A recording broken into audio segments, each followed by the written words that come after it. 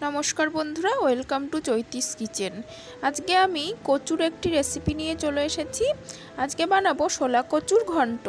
तो सबाई प्रथम थेके शेष पर्यन्त देखते थाकुन, आशा करी भालो लागबे। तो रान्नार जोन्नो प्रथमेई आमी एरकम एकटी शोला कचु निये नियेछि। शोला कचु ए समय बाजारे खूबई अवेलेबल। तो शोला कचुटिके आमी प्रथमे खूब भालोभाबे खोसा छाड़िये नेब। तार जोन्नो देखुन आमी एभाबे केटे निচ্ছি। আপনারা এই রান্নাটি মান কচু দিয়েও করতে পারেন। এটি যেহেতু শোলা কচু সেজন্য এতে হাত চুলকানো বা গলা চুলকানো সেরকম কোনো ভয় নেই। তবে মান কচু হলে পরে তাতে অনেকটা করে ডাঁড় ফেলে দিতে হয়, তা না হলে গলা চুলকানোর একটা ভয় থেকে যায়। দেখুন আমার সমস্ত কচুটা এভাবেই আমি ছাড়িয়ে নিচ্ছি। মুখের স্বাদ যদি বদলাতে চান তাহলে অবশ্যই কচুর এই রেসিপিটি একবার ট্রাই করে দেখতে পারেন, আশা করি খুবই ভালো লাগবে।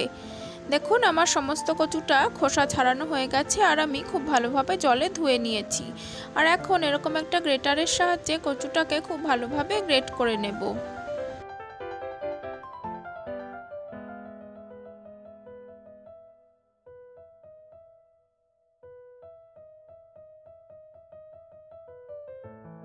তো কচুটা আমার গ্রেট করা হয়ে গেছে।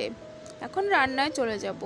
রান্নার জন্য লাগছে আমার অল্প একটু জিরে ধনের গুঁড়ো, হলুদ, ফোড়নে দেবার জন্য কালো জিরে আর কয়েকটা চেরা কাঁচা লঙ্কা। ঝালটা অবশ্যই স্বাদ মতন ব্যবহার করবেন রান্নায়। আর নিয়েছি কিছুটা পরিমাণ সর্ষে গুঁড়ো, জলে গুলে নিয়েছি। আপনারা চাইলে সর্ষে বাটাও ব্যবহার করতে পারেন। রান্নার জন্য গ্যাসে কড়াই বসিয়ে দিয়ে দিচ্ছি কিছুটা পরিমাণ সর্ষের তেল। এই রান্নাটা সর্ষের তেলেই বেশি ভালো লাগবে। এখন তেলটা গরম করে নেব। তেল গরম হয়ে যাওয়ার পর ফোড়নে দিয়ে দিলাম কালো জিরে। ফোড়নটা কয়েক সেকেন্ড একটু ভেজে নেব। ফোড়নটা রেডি হয়ে গেছে। এখন আমি গ্রেট করে রাখা কচুগুলো তেলের ওপরে দিয়ে দিচ্ছি।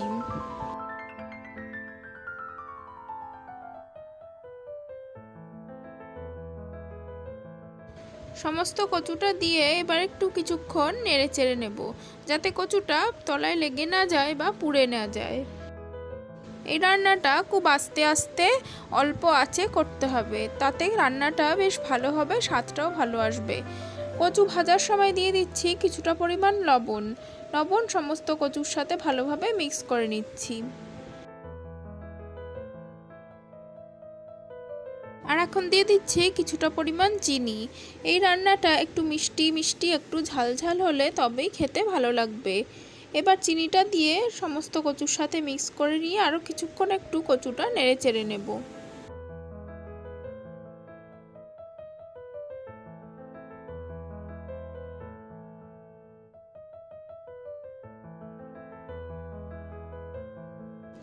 এখন চিড়ে রাখা কাঁচা লঙ্কাগুলো আমি অ্যাড করে দিচ্ছি। ঝালটা অবশ্যই আপনারা আপনাদের স্বাদ মতন ব্যবহার করবেন। এখন কড়াইটা আমি ঢেকে দেবো কচুটা একটু সেদ্ধ হওয়ার জন্য। কিছুক্ষণ পর ঢাকনাটা তুলে কচুটা আমি আরেকবার একটু নেড়ে চেড়ে নেব, যাতে কচুটা তলায় লেগে না যায়। অবশ্যই এই সময় গ্যাসের আঁচটা মিডিয়ামে রাখবো।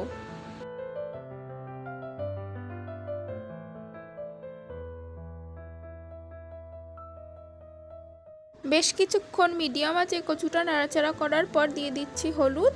হলুদ সমস্ত কচুটার সাথে ভালোভাবে মিশিয়ে আরও কিছুক্ষণ একটু ভেজে নেব।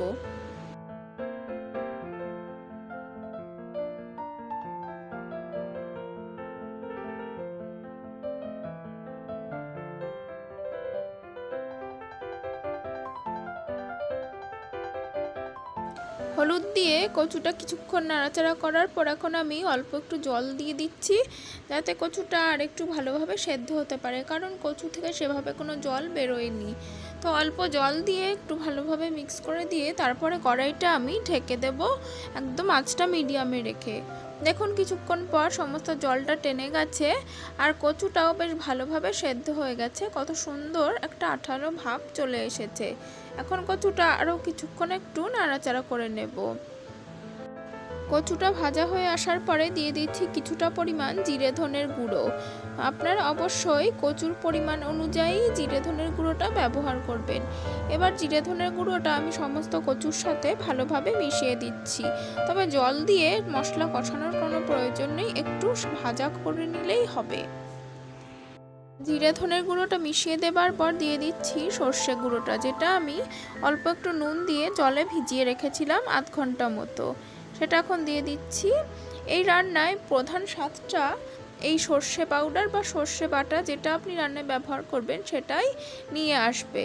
এখন সর্ষে পেস্টটা আমি খুব ভালোভাবে সমস্ত কচুর সাথে মিশিয়ে দিচ্ছি, দিয়ে আরও কিছুক্ষণ গ্যাসের আঁচটা মিডিয়ামে রেখে নাড়াচাড়া করে নেব যতক্ষণ না সমস্ত রান্নাটা শুকনো শুকনো ভাব হয়ে আসে।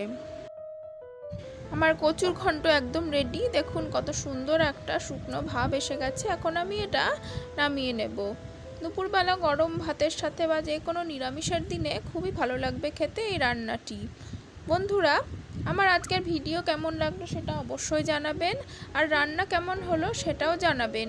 ভিডিওটি যদি ভালো লেগে থাকে তাহলে অবশ্যই আমার ভিডিওটিতে লাইক দেবেন, কমেন্ট করবেন, আর আমার চ্যানেলটিকে এখনও যারা সাবস্ক্রাইব করেননি তারা অবশ্যই সাবস্ক্রাইব করে পাশে থাকা বেল বাটনটি প্রেস করবেন এরকম আরও নতুন ভিডিওর আপডেট পাওয়ার জন্য। পাশে থাকার জন্য ধন্যবাদ বন্ধুরা।